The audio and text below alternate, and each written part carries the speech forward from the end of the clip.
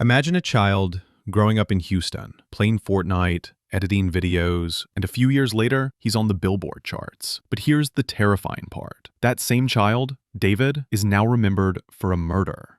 This story began with an innocent game, but spiraled into a chilling conclusion. I'm Snorf. I don't shine a light on glittering facades. I expose the rotten truths. And today, I'll show you how a star, born from YouTube montages, turned into a nightmare, hidden in a Tesla trunk. In 2018, David was just another Fortnite YouTuber. So basically, I played Fortnite from 2017 to 2021. I became a YouTuber. I was playing Call of Duty, Fortnite, all these different type of games. To try to become like the biggest next thing, streamer, Cenat, everything. His goal was clear, to become the next big streamer, like Cenat. But every video got demonetized because of the background music, and that crushed him. He called his mom in frustration, and she hit him with one simple line. What's the problem? Make your own music. Sometimes life doesn't change with million-dollar advice. It changes with one sentence from your mom. Following this, David uploaded the first song he ever recorded on his phone to SoundCloud. The songs have an algorithm to them.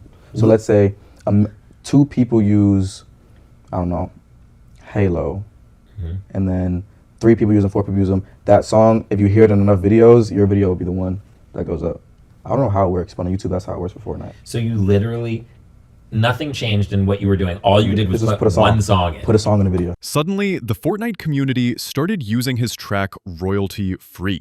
Imagine that. A hero born out of a copyright crisis. David stamped his music on the gaming world and turned his downfall into an opportunity. But the real explosion happened on TikTok. I made this song called You and I, which now has, 94 million streams. It's my second song I ever made.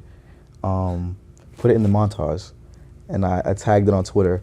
First Fortnite player to use his own song in a video. That was the title. And bro, everyone was using the song after that day. Like the Fortnite streamers that I was watching and looked up to were using my song. Everybody was using my song, bro. It's crazy, because it was royalty free. Because nobody's getting copyright strikes. David began making pitchy covers, like Alvin and the Chipmunks. Normally cringe, but this absurdity became part of his identity. And ironically, those experiments helped him find his own voice. Then came the track everyone knows, Romantic Homicide. It blew up on TikTok, slid onto the Billboard charts, and reached millions. Think about it. A song made on your phone launches you onto the global stage. That's the internet's twisted magic. Everything was going better than expected until an abandoned Tesla was found in Los Angeles. Human remains wrapped in a bag that we now know belonged to Revis.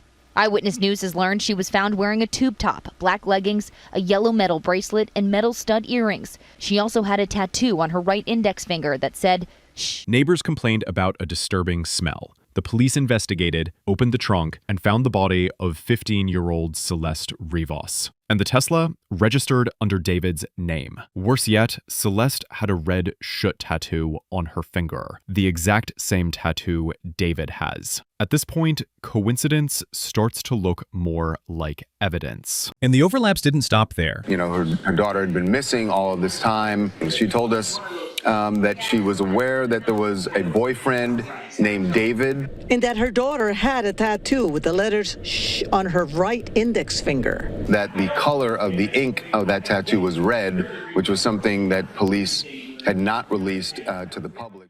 Romantic Homicide's line, "In the back of my mind, you died," suddenly sounded less like art and more like a confession. His videos showed bodies shoved into trunks. His concerts featured coffin props, and leaked songs allegedly mentioned Celeste by name. So here's the real question. Does art imitate life, or does life imitate art? Theories began flooding the internet. Discord photos, fake messages, people claiming he paid others to stay quiet. Everyone wrote their own story. But officially, the LAPD still hasn't named David as a suspect. And the incident went beyond the internet, reaching Twitch giants. Even XQC addressed the issue during a live stream. The emails sent to him contained unbelievable things, like blood moon rituals, sacrifice symbols. I opened my emails for whatever reason. I saw some person show me, tell me about this David thing, and dude, it was some crazy shit, but it made sense. Look at this shit. it speaks about some shit like fucking, I don't even see some of this is true or not. This is like some crazy like blood moon, like ritualistic shit, whatever, right?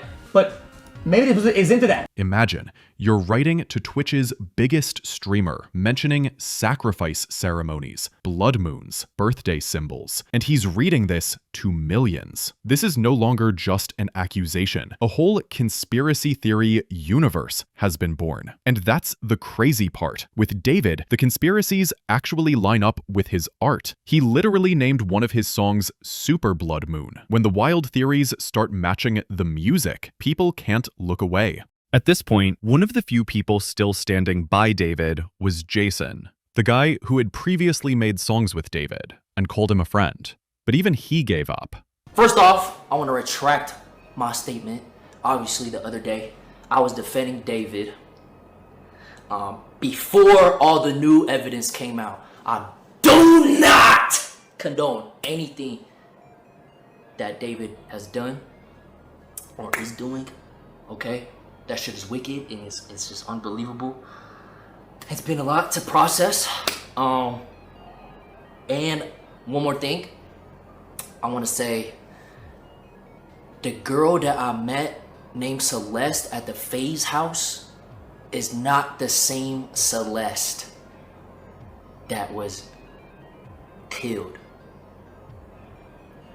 RIP to that girl. Jason officially backtracked on livestream, saying, "I'm no longer defending David." And that's where the weakest link in the chain broke, because even his closest circle began to distance themselves from him. Think about it. You're abandoning the man you made hit songs with in front of everyone. When your own collaborators leave you live on camera, it doesn't just kill your career, it buries it. Now, the picture is brutally clear. On one side, internet conspiracies pouring gasoline on the fire. On the other, David's own friends jumping ship. Is his guilt proven? Not yet, but in the court of public opinion, he's already been sentenced. And the truth is, once that label sticks, it doesn't matter if a judge says innocent. To the world, you'll always be guilty. David is still young, still the owner of songs listened to by millions. But this case could completely end his career, his freedom, even his life. And don't forget, even without a formal accusation, David's name is circulating online as a ritual killer. Now, I ask you, do you think David could really be innocent? Or do all these symbols, songs, and connections show that the truth has already hit us in the face? I'm Snorf. I don't shine a light on glittering facades. I expose the rotten truths. And this story doesn't end here. New information coming out in the next few days might write the final chapter of David's life. And here's the real question. When the truth comes out, will you still keep listening to his songs, or will the music die with him this time?